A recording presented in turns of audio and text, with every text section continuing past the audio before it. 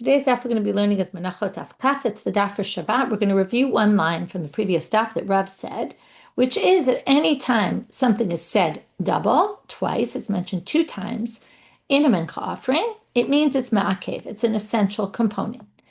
And then it was very clear that if it doesn't say it twice, then it's not essential.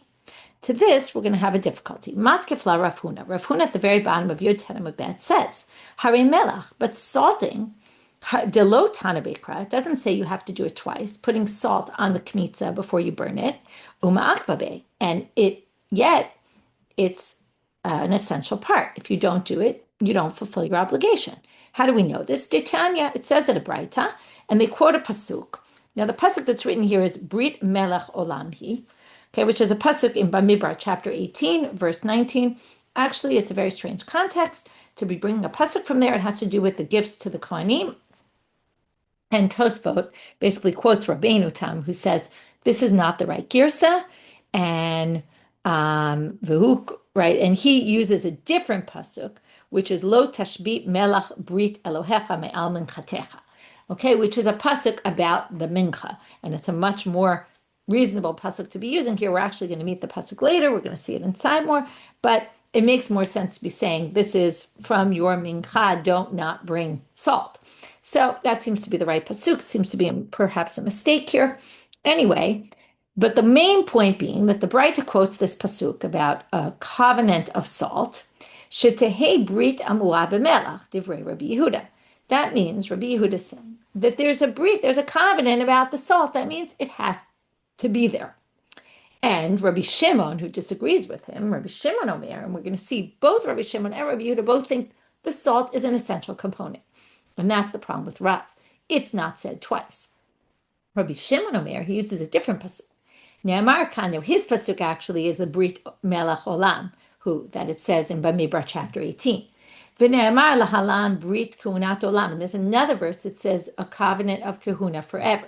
So it says there's a covenant of salt forever, and there's a covenant of kahuna forever. So kashem she'efshar lekorbanot below kahuna, since you can't have sacrifices without kahuna, without the kohanim doing them, kach efshar lekorbanot below melach. In the same way, you can't have sacrifices without salt. So that raises a problem. Rav Huna raises a problem with that source against Rav and says, Rav, you said only if it says things twice, and it doesn't say things twice about salt in the mincha. So I'm Rav Yosef. Rav Yosef, we're going to have two answers to this question, and then we're actually going to make an attempt to neutralize the question entirely. But first, we're going to have two answers. I'm Rav Yosef. Rav Ketana Didan Svirale. Oh, Rav holds like the Tanna of our Mishna. Remember our Mishnah? Da'amar, lo malach, kasher. Okay, remember lo yatzak, lo balal, lo patat, lo malach. If you didn't do all of these actions, it continues on with a bunch more. Kshera, it's still okay. So if you didn't put salt on at all, it's fine. Rav holds not like Rabbi Yehuda, not like Rabbi Shimon. Our Tanna must hold a different position. And not exactly a third, because both Rabbi Yehuda and Rabbi Shimon say the same thing, just learning it from different psukim. Our Tanna holds something else and thinks that you don't have to do it. And that makes perfect sense then with Rav, who basically said, oh, it doesn't say it twice. That's why it's not essential. But Abai is going to have a bit of a problem with this. However, we'll resolve it. Amalei Abai. Abai says to me, hachi lo yatzak nami lo yatzak klal. What? You're saying lo yatzak means you didn't put oil on, just like lo malach means you didn't use salt at all. Lo yatzak, you think it means you didn't put oil on at all? Of course you have to put oil. We already saw this before in the previous sugya, daf yud chet. So how do we explain it there? Ela lo yatzak kohen elazal. What it means is a kohen didn't do it, a non-kohen did it. If a non-kohen put on the oil, it's okay. But of course you have to have yitzikah. You have to have the oil. Ha-chanami, we're going to say the same thing here. Lo malach kohen elazal. Doesn't mean you didn't salt it all. It means the kohen didn't salt it, but a non-kohen salted it. It would be okay. But of course, if it wasn't salted at all, it would be a problem. In which case, what do we now have? Our Mishnah actually agrees with Rabbi Yehuda and Rabbi Shimon, and you can't say Rav holds by that opinion because there is no opinion that you don't have to salt. But Rav Yosef comes back with a retort. Amarle, wait a minute. The salting happens on the altar. Do you think a non-Kohen can come on the altar? Of course not. Only Kohanim went on the altar. So because of that, there's no way the salting could have happened by zar, and it couldn't be. That's what the Mishnah means. The Mishnah must mean, even though the Mishnah by yatzak means you didn't do it right, a non-Kohen did it. Here, when it talks about, and we saw already, we distinguish between different cases in the Mishnah. Here also, when it says, not also differently, when it says lo malach, it means you didn't salt it at all. So there's the first answer. Rav matches that Mishnah. Okay, and says it's okay if you didn't salt it, it's not essential. Answer number 2, you could say, kevan dechtiva be brit, since it says brit, kiman de Tanna be kadam. The word brit makes it as if, now it's true, we said only if it says it twice, not any other time, but there's one exception. If it says covenant, that means there's a covenant here. That's so important that it overrides the principle of Rav, or it doesn't really override it. It fits in with it. It's like it said it twice. It's a very strong wording. Okay, there are 2 answers. But now we're going to get off on a difficulty, which is going to actually lead us into tomorrow's daf. Okay, not the difficulty that will be resolved right away, but it's really a difficulty on the difficulty. So what kind of question is this that Rav Huna asked? And then from there, we're going to answer it by bringing this whole long braita, and then we're going to go in depth into that braita, which is going to continue into tomorrow's daf. And it's all about salting. Below Tanna Vayikra, wait a minute.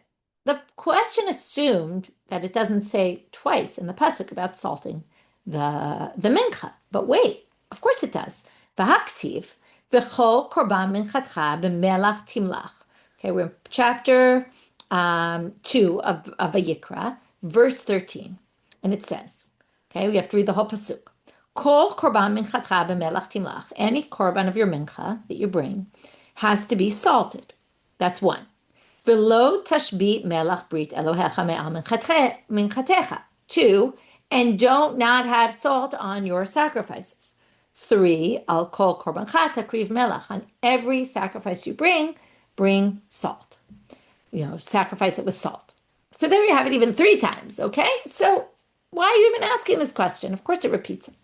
To which the answer is, hahu mebayle lechidetanya. No.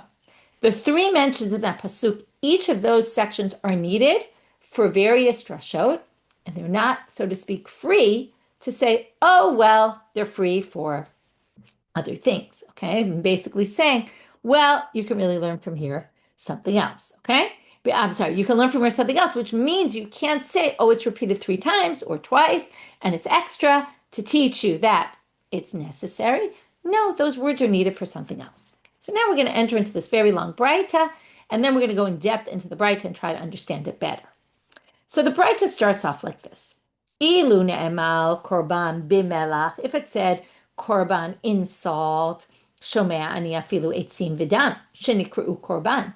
I would have thought also when you put wood on the altar or blood on the altar, they are also called a korban, because what's a korban? Something you bring to the altar, and we're going to see later where they're called korban. But because, eitzim is more difficult. Dam is easy. Dam is a korban, right? The blood. But the eitzim, even wood that you bring, you might have thought that you have to, when you burn the wood on the altar, it has to be burned with salt. And what we seem to be meaning is if you're bringing an offering of salt, of wood to the altar, which we'll see, there's a machloket about whether you can or not. Talmud lomar mincha. Okay, now it actually doesn't say the word mincha, it says minchatcha. This is in the first phrase. V'chol korban minchatcha b'melach timlach. Every korban of your mincha. So because it says korban, you might have thought everything. But then it says minchatcha, the korban of your mincha. That means it's not going to include not blood and not wood that you bring on the altar. Now, what do we get from mincha exactly? Well, it has to be like a mincha. Ma mincha miyuchedet she'acherim ba'im chovala. Now, a mincha is unique in the sense that there's other obligatory things that come along with it. Okay, we're going to explain this later, that it's wood, for example, is something that goes with it, that you can't bring your komets, your kmitza, you can't burn on the altar unless there's a fire burning made of wood. So something has to come with it. Without that, you can't actually sacrifice it. We'll also learn later that the levona was also another chova. You have to bring frankincense with your mincha offering, with most of the menachot, And then, so there's an example of something that has to be obligatory that comes along with it. Without that, it's not complete. So therefore, af kol shachirim ba'im chovala. So therefore, anything that has some other obligatory thing that has to come with it. Now, wood can just go straight on the altar, and blood can just go straight on the altar. You don't need a fire going before. Okay, so those two are out. Now, even though we just said those two are out, we're going to try again to bring blood in, because now they're going to say, wait, ima mincha miyuchedet shemateret, af kol shematil. What makes a mincha miyuchedet? That it permits something. Remember we learned with pigul, there's a matir. Well, the komets, when I burn it, it permits the rest of the remainder to be eaten by the kohanim. So maybe av kol shematil, maybe everything that's a matir would also need salt, just like the mincha. Now, what would that include then? Avidam shematil. The blood permits. What does the blood permit? It permits the meat to be burnt on the altar, or the parts that are supposed to be burned on the altar, and it permits the meat, right? Usually the imurim, and in an ola permits all the meat, and it permits the meat to be eaten by the kohanim or by the owner, depending on what korban. So the dam is a matir, just like the komets is a matir. That without it, you can't do the next stage. So why wouldn't you say, oh, well, maybe it should be like a mincha in the sense of the matir? So we've now have two ways that things could be, how we could define a mincha. The braita seems to be siding with it's achirim ba'im chovala. Other things are obligatory that go along with it. But they're now suggesting maybe it should be things that are permitters. This permits something else to happen. Talmud lo me'al minchatcha v'lo me'al damcha. Because it says later on in the pasuk, the next section, v'lo tashbit, do not stop having melach brit Elohecha, the God, the covenant of salt of your God, me'al minchatcha, from on your mincha. Meaning, on your mincha, the salt has to be, but not on something else. What does it exclude? The blood. Later we'll have a discussion, why doesn't this exclude something else? Now, next stage. So that was two stages. We tried to say, we exclude the wood and the blood. And then the second, we exclude the blood again, because it sort of sounded like it might have been included. And we've also come up with the categories of what makes a mincha unique. We have two things, but in the end, it kind of sounds like they're taking the first one more seriously, because they're saying the second one, the matir, doesn't really work because of the dam exclusion. Now we go on to the next stage. Yachol, you might have thought, maybe the whole thing needs salt, not just the komets, which gets burned. Maybe you need to put salt in the batter. Talmud lomar korban. That's why it says korban. Korban is something you sacrifice, meaning you burn on the altar. Korban, or you bring on the altar. Korban te'um melach ve'ein mincha kula tuna melach. So the whole mincha, which you don't bring to the altar, doesn't need salt. Another exclusion, but this time within the case of this mincha. Ve'ein li'ela komets. Okay, so now we get the komets. Fine. The komets, we need it. It has to have salt on it. Minayin l'rabot et halevona. How do you know the frankincense also needs to be brought with salt? Marbani et halevona shekem ba'ima b'kli echad. We're going to include the levona in the obligation of salt, because if the kmitza needs salt, and the levona goes in the sanctified vessel with the kmitza, because when you put the kmitza in the sanctified vessel, after you take out the kohen, takes out the kohen, puts it in the sanctified vessel, the next thing that happens is we put the levona in the frankincense, in the sanctified vessel. So it's in the same sanctified vessel as the kmitza. Therefore, we're going to say if that needs salt, the other one also needs salt. So the frankincense needs salt also. Minayin l'rabot et halavona haba b'fnei atzma u'levona haba b'bizichin v'aktoret. Okay, we'll stop here for a minute. How do you know that if I offer to bring an offering of frankincense, not with a mincha, by itself, that's a levona that comes by itself, or the levona that goes in the bizichin, those bowls that go on the shulchan with the lechem hapanim, with the showbread, and the ketoret, when I offer the incense up, and we're going to have this whole long list of all sorts of things that have to be brought with salt. Minchat kohanim, u'minchat kohen mashiach, u'minchat nesachim. 3 menachot that get burned completely. There is no komets, the whole dough gets burned. Okay, then that's the kohanim. It's the one the kohen gadol brings, right? Anytime a kohen offers a voluntary one, there's the one the kohen gadol brings every day, twice a day, the minchat chavitin, and the mincha that goes with sacrifices, the one that's the side, right? You also bring the sachim, these libations with sacrifices. In that there's a mincha, okay? They need salt as well. Imurei chatat, also the fats that burn of the guilt offering, of the sin offering. V'imurei asham, and the guilt offering, the fatty parts that get burnt on the altar. Imurei kochim, also of the shlamim, right, the tzibur, the communal shlamim offerings that are also kochim. Imurei kochim kalim, all the kochim kalim, their parts that get burned on the altar also get burned with salt. Ve'evrei ola, all the animal parts of the ola that get burned completely. And the ola ha'of, and the ola of the bird that gets burned completely. How do you know minayin that all these have to be burned with salt? Talmud lomar, al kol korbancha takriv melach. End of the pasuk. All your sacrifices. Okay, so we basically had, this is the end of the braita, we excluded the wood and the blood. We came up with a ruling that excludes them. Has to be something that has something obligatory that goes along with them. We said, but wait, why don't we say it's a matir?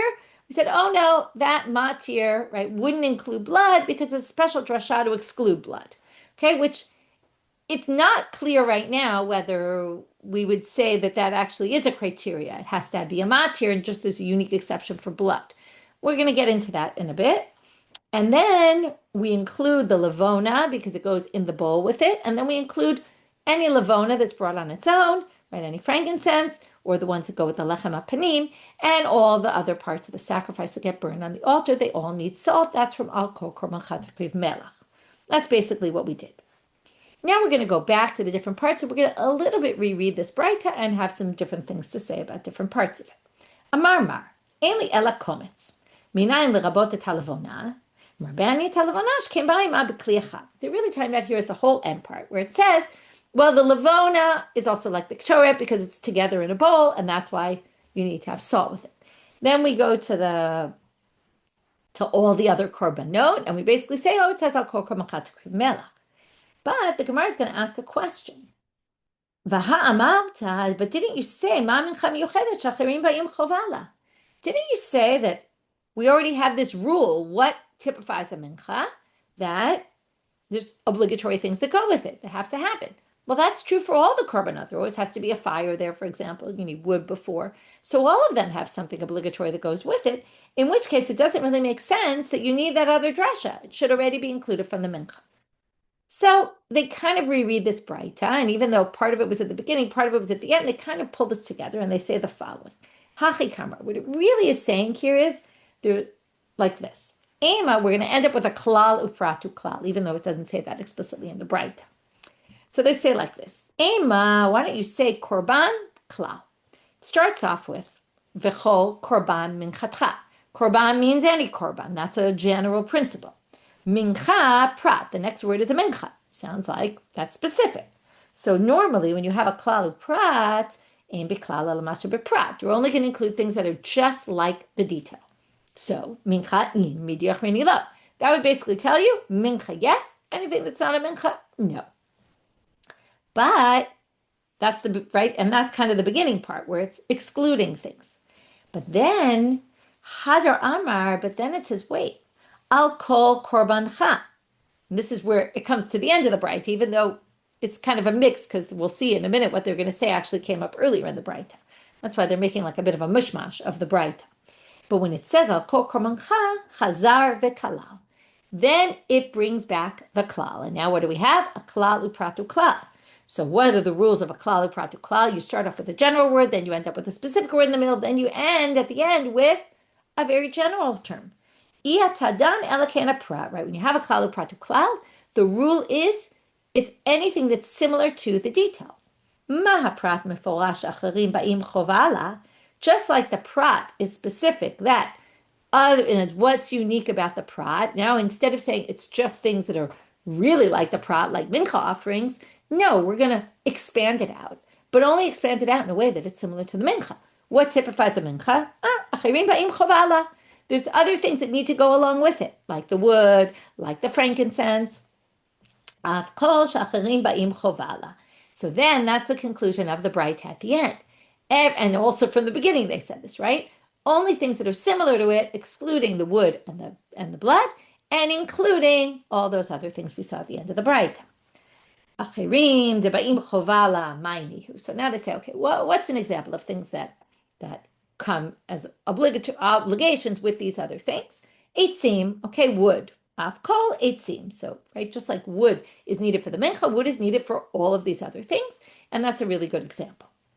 But now this ema levona, just like I said before, you could say levona, frankincense, is it right? It's something that has to happen with the kmitza. You can't, the shirayim, the remainder, isn't permitted to the kohen until you also bring the shirayim, the levona, and also the komets.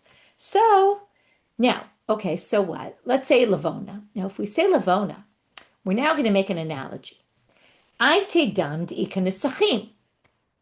Levona and kmitza are two totally different things. One is incense, a frankincense. One is a dough, right? A part of the dough. Now, in the sacrifices, you have the blood, and then you also have libations, and you don't really complete everything until you do the libations as well. So now we're going to say, look, the levona is a requirement for the kmitza, which is why the kmitza needs salt, or at least it's what typifies this. So the blood also needs the libations, and if you don't do them, well, then you haven't fulfilled your obligation completely. So, or at least it has something that goes that's an obligation to bring. You might actually fulfill your obligation without it, but it is an obligation that goes along with it. So we're basically saying levona is to kmitza, as nisachim, the libations, are to the blood. If so, the blood also has something that comes as obligatory, and then it should actually be obligated to be salted. To which they answer, no, that's not a fair comparison. Because if you're going to say levon is to kmitza like nisachim is to blank, it's not going to be to the blood. Nisachim bahadi imurim hudatu. It's brought together with the imurim. And therefore it's considered a chovah for the imurim, and that works perfectly because the imurim were on our list. All those fatty parts that get burned is things that need salt. Why? My time. Why would you compare nisachim would go more to imurim than they would to blood? Tama achila. My time. Achila ushtia. What usually goes together? Food and drink. Now, what's going on the altar here? Burning the fatty parts, that's the food, and pouring the wine libations, that's the drink. Food and drink go together. So that wouldn't really be a problem for the braita, to which the Gemara says, what do you mean? Adraba, kapara v'simcha. Actually, no. I think the nisachim, the libations, go much better with the blood. Why? Because the blood is for atonement, and the wine that you pour is for happiness. Now, why do you have happiness? Well, what's the connection between atonement and happiness? Not two things I would put together as easily as eating and drinking. But no, think about the process. You get atonement, and then you thank God for giving you atonement. So those two would be the two obligations. This is the obligation for that. Without, right, the blood has an obligation that goes with it, which is bring libations. So now we're back to saying, why wouldn't why wouldn't the wine be similar? Why wouldn't the blood be similar and you would actually need salt on the blood? Because again, the levona, the frankincense, is to the kmitza. That is an obligation that goes with it, as is the libations with the blood. And then the blood would be in the same category as the meal offering and would need it. So the Gemara says, Ela levona ba ima b'kli achir. Echad. The reason why the levona is connected to the kmitza here is because the levona comes with the kmitza in one vessel. But nisachim ein ba'im b'kli echad. You can't make that analogy. Because nisachim, the libations, aren't put together with the blood. They're not in one vessel. What connects them to be viewed as this is an obligation for that is that they're both put together in the same vessel.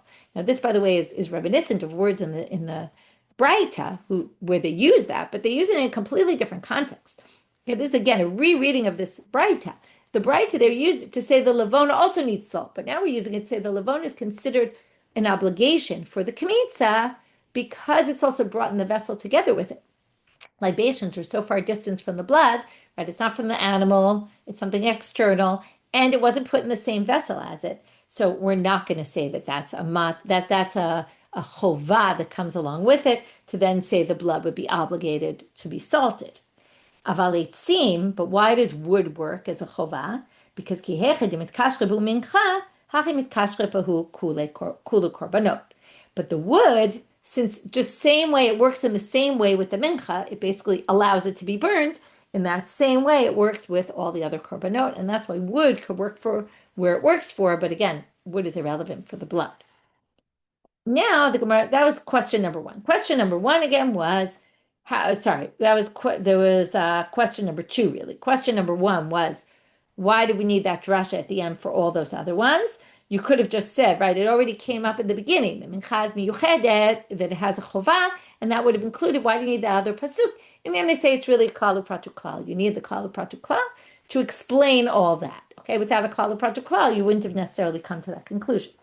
Then they said, okay, well, why don't we stick something else into that category? Blood actually has a chovah with it. The libations, just like the lavon, is a chovah for the kmitza. But in the end, we differentiate between them and say, no.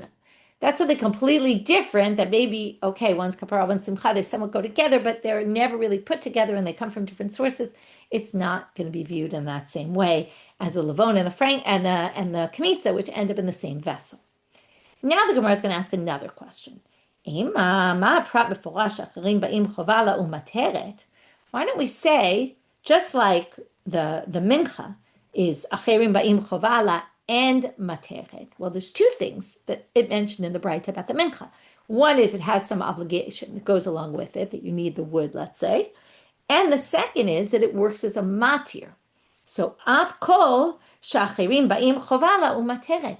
Maybe both those things that you typify a mincha, they have to both be in that object in order to say it needs salt. It's not enough to have one. Maybe you need both. And then what would be included and what wouldn't? Ma'inihu, where do we have something that fits both criteria? Levona haba b'bizichin. Only the levona that's in the bizichin, that what do? They not only have a chovah like everything else does, needs wood to be on the fire, but in addition, disharya lechem. It's a matir. It permits the bread to be eaten, the lechem apanim, the showbread. Whereas all the other korbanot don't permit anything. The blood is what permits it, not the sacrifice, not the burning of the parts on the altar. So, aval midyachrini lo. And then we come to the conclusion, nothing else. So where do we get this, that you only need one criteria, not both? Now they're going to prove it. From a different line in the braita. Midi'itzrich me'al minchatcha v'lo me'al damecha. Michlal dehanach kulu atu b'chad sad. Now they point out the second section in the braita. The braita had said at first, maybe because of korban, we would have thought blood and wood, but in the end it says mincha, and that excludes them. But then I said, wait a minute. Once we said, and then we got to this, what's the reason for mincha? What typifies it? Well, achirim ba'im chovala. But then they said, wait a minute. A mincha also is a matir, so why don't we include blood, which is a matir? And the braita is actually kind of willing to include blood for that reason, but then says, oh wait, there's a drashot. Me'al minchatcha comes to exclude not damecha, not your blood. But without that drashot, you would have included it. What do you see here? Blood is similar in how many ways? Only the matir way, not the other way. So it's obvious that they needed from the fact that they needed a pasuk to say, no, blood is not part of it. It would have been enough without the pasuk. We would have actually included blood. And even though it's only similar in one way. So that's what they say here. Bichlal, from here you can infer the hanach kulu atu b'chad sad. Everything else, it's enough if they just have one. You either need to have the matir, again, unless you're blood, because the special drashot that says except blood, or you have to have this other issue of achirim ba'im chovala that comes with some other obligation. Okay, that's the end of that last section of the braita, which ended up touching on other parts. Now we're going to go to another section, the one we just quoted. Amar mar me'al minchatcha v'lo me'al damecha. So now the Gemara says, wait a minute, why is that the drashot? It's obviously excluding something, but theoretically you could say ve'ema me'al minchatcha v'lo me'al levarecha. Maybe it's from your mincha, not from your limbs. So they say, and then what would that mean? Not animals, right? Not animal sacrifices. And then blood, yes, would need salt, and the mincha would need salt, and maybe the frankincense, right? But not limbs of bodies like from animals. To which the Gemara says, no, mistabra evarim havale l'ribuye. Much more likely, if we're going to include one thing and exclude the other, we're going to include the animals. Why? Because there's many similarities between animal offerings and mincha offerings. And here we're going to have a list of things that are not existent in blood, but they are existent in meal offerings and in meat offerings. So, what are they? Sheken, and there's a Rashi Tevot Siman for all the similarities to remember them, but we're just going to read the items themselves, not the siman. Achirim ba'im chovala kimota. Okay, number one, our case that we've been talking about. they require something to be on the altar when they go, right? Something to go with them. Ishim kmota. Also, it needs fire, just like the mincha needs fire. They all need to be burned. Bechutz kmota. They're done outside the sanctuary, meaning in the azara, in the courtyard. Whereas, right, the blood sometimes is brought in the sanctuary, but these are never brought in the sanctuary. You never bring the mincha offering in the sanctuary. You never bring the animal sacrifices, burn them in the sanctuary. Another thing, notar kamotah, the meat could be left over beyond their designated time. The meal offering could be left beyond their designated time. They each have time frames in which they have to be eaten. If not, they become notar. Tuma kamotah, if you're tameh and you eat them, you're punished. You're not allowed to eat blood in any case, right? Not even if you're tameh. There's no law, special law, if you eat blood when you're impure. You're not allowed to eat blood at all. Me'ilah kimotah, and the last one is, there's me'ilah, if you misuse sanctified property, right, the animal or the mincha offering, and you, let's say, just eat it on your own, it's a problem. But there's no me'ilah in the blood. The blood doesn't have a law of me'ilah if someone might use the blood for something. So there are your similarities, and that's why if we're going to say something's included and something's excluded, we're going to include the things that are more similar to mincha and say those need salt, but not the blood, which is not so similar. Turning now to Amabet, you see Amabet is very short. Adrabah, you could say the opposite. You could say really blood it should have included because blood has some similarities to the mincha. Number one, Kain matir kamotah. We saw this before. It's a matir. It permits other things. The burning of the parts on the altar do not permit anything. Nifsal b'shkiata chama kamotah. Right? If you miss your opportunity, right? When do you miss your opportunity to do the blood? Once the sun sets. It's too late. When do you miss your opportunity to burn the mincha offering? Sunset. Too late. Whereas the parts, the meats that you burn on the altar, you can burn all night. Okay, you don't miss your opportunity at sunset. Okay, so what do you see? There are also similarities between the blood and the mincha that don't exist by the animals.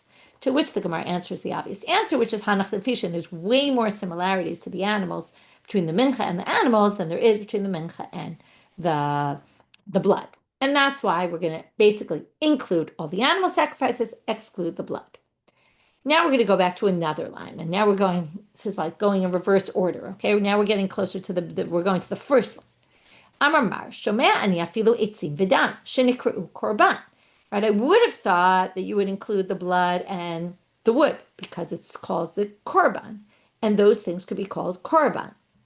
Well, and then what do we say? No, we don't, because it says Menachot, it has to be similar to the mincha.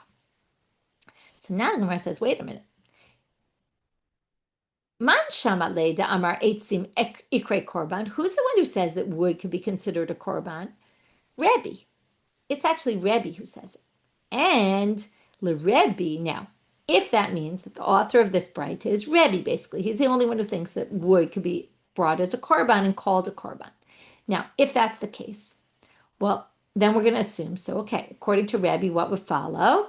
Well, it's a korban, and yet you don't bring it with salt. But Rabbi mevaya ba'u melach. But Rabbi actually does require salt. So now we're super stuck because this doesn't make any sense. The one who says it's a korban, who could be the only one who's talking in this braita, actually says you don't need it, that it needs to be brought with salt. And that's not what the braita says. The braita says wood doesn't need salt, even though it's a korban. So that's our question. But in order to further follow, to understand the question better, or just really to bring a backup for what they just said, as if like they pulled it out of nowhere, we don't know where, we're now going to see where do we know that Rabbi says you need salt, where do we know that Rabbi says it's korban, that wood it could be a korban, and where do we know that Rabbi says it needs salt? And then we're going to have to answer our question. Tanya, as it says in a braita, korban mincha melamed shemitnadvim etzim. Okay, so from the words korban mincha, this is in the beginning of chapter 2 in Vayikra, where it starts off the first pasuk about the mincha. Nefesh ki takriv korban mincha lashem. A person who sacrifices a sacrifice of a meal offering. Now, it could have just said nefesh ki takriv mincha. Why does it add the word korban? So they say, melamed shemitnadvim etzim. From here you learn that you can voluntarily bring wood. Vikama, how much? If you say I'm going to bring wood, what's the minimum you need to bring? Shnei gzirim, two logs. V'chein hu omer, and here it also says, Hagoralot hipalnu al korban ha'itzim. Okay, this is in Nehemiah, where they're in the second temple, they're rebuilding, and people are bringing wood for the fire. And it says the goralot hipalnu, we did a lottery as to who was going to bring, on the korban ha'itzim. Here you see the word korban goes together with wood. Rabbi Omer, etzim korban minchahin, utiunim melach, utiunim hagasha. And then Rabbi comes and says, wood is called a mincha, and they need salt, and they need to be brought to the altar in the same way you have to bring it bring close to the altar, bring the komets close to the altar. You also have to bring the wood because it's like a korban mincha. The Amarava, and two more things about this opinion before we answer our question. L'divrei Rabbi, so Rava says, according to Rabbi, etzim tu'unim kmitza. You also need to do kmitza. What you need to do is you need to break it up into small pieces, the lag. Then take, really, literally, the Kohen does a kmitza. He puts his fingers in, he takes out the wood, and that's how it's brought. V'amarav Papa, l'divrei Rabbi, etzim tzrichim etzim. Papa says, also wood needs wood. It needs, right now, here's our point. It has an obligation. You can't just put the wood. You might have thought wood could just go straight on the altar. No, there has to be a fire going first. So there's a chovah, right? So now the problem really is that the person who says you need a korban, that a korban wood could be called a korban, which is how the braita starts off, also thinks you need salt. So our braita doesn't make any sense, to which they say, okay, smei mikan etzim, erase etzim, take it off here. It's just blood. Okay? So now, let's go back to the braita for a minute. Okay? And then we're going to end almost. But the braita starts off. The first part of the braita was, you might have thought that blood is called a korban. We got rid of wood, so just blood. Well, it says mincha, minchatcha. It means mincha, only things that are like a mincha, not blood. And they said, wait a minute. But blood is a matir. And then they said, well, me'al minchatcha, a different part of the phrase in that pasuk, comes to exclude blood. So the Gemara says, it's a little weird. When the wood was still in there, fine. So it was wood in the beginning, and then it really got to blood, even though blood was mentioned in the beginning. But ela kra l'miutemai. So what's the pasuk coming to exclude if it's not coming to exclude the wood? The first pasuk, minchatcha, is coming to exclude the blood, right? Either miute dam, but if you say it's blood, me'al minchatcha nafka. They don't really learn it. That drashot, minchatcha, ends up being kind of pushed aside, because in the end, the blood is really learned from the next phrase, me'al minchatcha, not me'al damecha, not on your blood. So now, right, if we still have wood in there, we would have said, well, really, minchatcha, we thought it was coming for blood. Then we kind of say, oh no, the next phrase is coming for blood. But then what's the first phrase coming for? If it's not coming for wood. So now we're a little bit stuck, and we'll have to wait till tomorrow's daf to figure out how to resolve this. So let's do a quick review. We started out with Rav, who said if it says it twice, it's essential, but not if it doesn't. What about this melach, which doesn't say it twice and clearly is essential? To which they say, and how do we know? Because Rabbi Yehuda and Rabbi Shimon both say it's essential. But either Rav Yosef said, well, maybe the Tanna of our Mishna doesn't think it's essential. And then Rav holds like that. Or if you don't want to say that, then you could just say that the word brit makes it as if it was said twice. And then we questioned, why don't you say that in this pasuk about the mincha, it says melach a few times, and maybe that's the pasuk from where we learn it's ma'akeh. From that, where it's essential. And then we don't even have a question against Rav. From that, the Gemara said, oh no, we need all that pasuk for a braita. And that's what we did. We darshaned all those words in the braita, and therefore those words are not free to say that you need salt, right? Even though it said it kind of 3 times in that pasuk, each time it was needed for something else. And what was it needed for? Well, there's a klal of pratu klal. Say only things that are like the mincha, and that excluded the blood and the wood. It included all the sacrifices, and it included the frankincense as well. Okay, and with that, we had some other ins and outs there and tried to reorganize and refigure out what the braita is talking about. We're still left with a question, and we're going to continue with this tomorrow. And tomorrow in the next daf, on Sunday's daf, wishing everyone Shabbat Shalom and Shavua Tov.